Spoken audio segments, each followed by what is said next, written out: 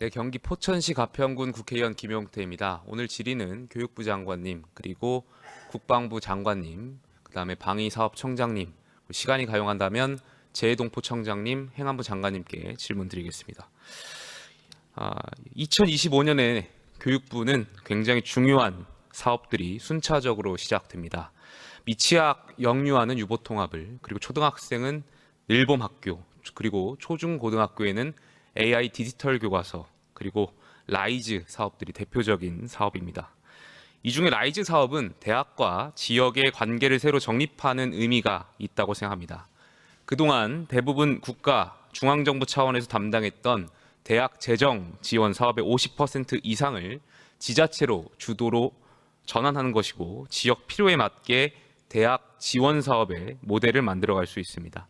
교육부 장관님께 질의하겠습니다. 라이즈 사업에서 눈에 띄는 것 중에 하나가 지자체의 역할입니다. 먼저 지역 맞춤형으로 라이즈 사업이 설계되고 추진될 때 지자체의 역할, 그리고 교육부의 재정 집행 방식에 대해서 간략하게 설명 부탁드리겠습니다. 예, 지역이 정말 어렵습니다. 특히 이제 대학들도 어렵고요. 그래서 대학과 지역이 동반 성장하는 모델을 만들고 또 지역 혁신의 허브로 대학을 활용할 수 있도록 과감하게 교육부가 가지고 있던 권한을 지방 정부에 이양하는 것입니다. 그래서 저희가 원래 지금 책정된 예산만 하더라도 2조 10억을 교육부가 이제 지자체에 내놨습니다. 유례가 없는 사실은 이제 큰 권한 이양이고요. 지지에 맞도록 저희가 계속 지방 정부와 협력해서 잘 하도록 하겠습니다. 말씀하신 대로 잘 된다면 대학이 소재한 지역에서 대학을 허브로 하는 지역 발전 전략들이 활발하게 제시될 것이라고 생각합니다. 그리고 이러한 지역 발전 비전과 전략은 지역 정치에서도 매우 중요한 어젠다들이 될 수 있다고 생각합니다. 이것은 지역 소멸 시대에 매우 중요한 화두인데, 하나 염려되는 것은 지금 우리나라 대학들의 분포가 광역 단위에서도 기초 단위에서도 고르게 분포되어 있지 못한 상황입니다. 준비된 자료를 봐주십시오. 이어서 교육부 장관님께 질의하겠습니다. 대학이 지역을 발전시키고 지역이 대학을 키우는 라이즈 사업의 취지를 더 높게 실현하기 위해서 대학을 좀 더 다양한 형태로 지역에 필요한 방식으로 배치하거나 운용할 계획까지도 혹시 있으신지 질문하겠습니다. 네, 지자체장들하고 이야기를 해보면 그런 계획을 가지고 있는 지자체도 있습니다. 지자체장들께서는 고등교육을 이제는 본인이 비전 하에서 재배치도 할 수 있고 합니다. 그래서 그런 부분은 저희가 지자체장들과 긴밀히 해서 말씀 주신 대로 어느 도시는 어느 쪽으로 특성화하고 또 어느 도시는 어느 쪽으로 하자 하는 걸 특성화 계획이라든가, 또 아니면 어느 지역은 좀 대학이 없으니까 좀 분교라도 설치하자든가 하는 그런 것들을 정말 지역 발전 차원에서 할 수 있도록 하고 교육부가 적극적으로 파트너 역할을 하도록 하겠습니다. 예, 그 라이즈 사업이 위기에 처한 우리 대학이 지방에서 세계화로 나아가는데 큰 역할을 할 수 있기를 기대하겠습니다. 교육부 장관님께 당부의 말씀을 드리겠습니다. 그래서 라이즈 사업의 기존의 지역 혁신 사업, 산학 협력, 평생 교육, 전문 직업 교육, 지방대 활성화 등 대학 재정 지원 사업을 통합하는 계획을 가지고 있고, 그에 따라 세부 사업들 역시 올해로 종료되는 것으로 알고 있습니다. 한 예로 2023년 부처 협업형 인재 양성 사업 집행률은 98.77%에 달하고 있는데, 그중에 특허청과 협업한 지식재산 인재 양성 사업은 집행률이 100%에 달하고 있습니다.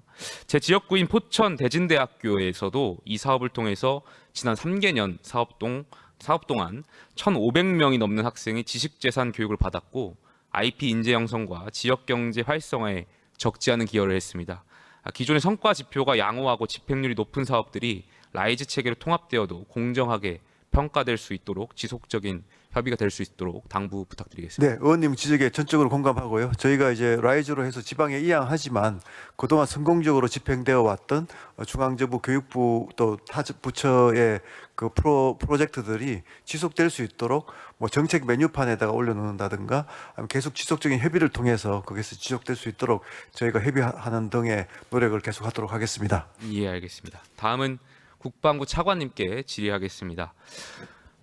오늘 또다시 북한의 쓰레기 풍선이 서울에서 발견되었습니다. 북한이 우리 영공을 침범해서 오물 쓰레기를 살포하고 있는데, 오물 풍선이 세 번째 오물 풍선 도발 시인 6월 10일에 저는 국민의힘 비대위원으로서 비대위 모두 발언에서 이렇게 말씀드린 바가 있습니다.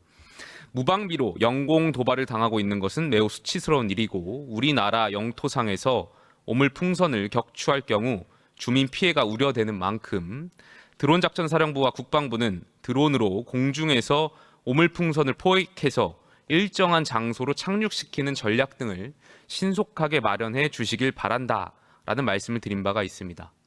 올해 북한이 5월 28일부터 우리 대한민국으로 날려서 보낸 오물풍선이 9월 5일 기준 4,000개를 넘었습니다. 현재까지 북한은 12차례에 걸쳐 총 4,260여 개의 오물풍선을 보냈습니다. 한 번에 평균 355개를 보낸 셈입니다. 혹시 이후 드론이나 비행체를 통해서 북한에 계속되는 오물풍선 도발에 대처할 방안을 갖고 계십니까? 예, 지금 오물풍선에 대해서는 저희가 다양한 수단들을 가지고 거기에 대한 대응책을 강구하고 있고 의원님께서 말씀하신 드론을 활용하는 그런 것들에 대한 것들도 저희가 검토를 하고 있지만 아직 구체적으로 그런 것들이 실행되지는 않고 있습니다. 앞으로도 이런 다양한 새로운 형태의 도발에 대해서 방식을 개발하기 위해서 노력해 주시길 바라겠습니다. 예, 알겠습니다. 같은 질문으로 방위사업총장님 계실까요? 네, 차장 나와 있습니다. 예, 차장님께 질의하겠습니다.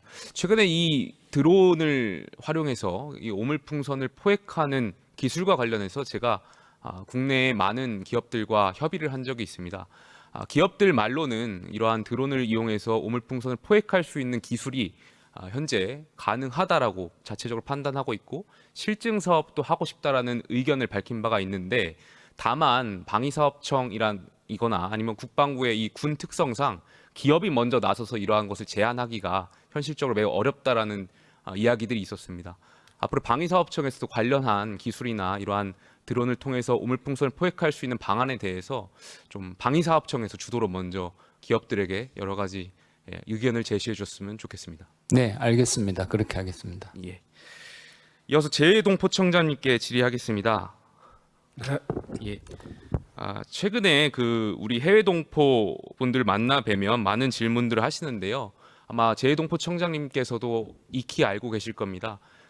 해외 동포 분들의 국적 회복이 나이가 만 65세 이상부터 하실 수 있죠.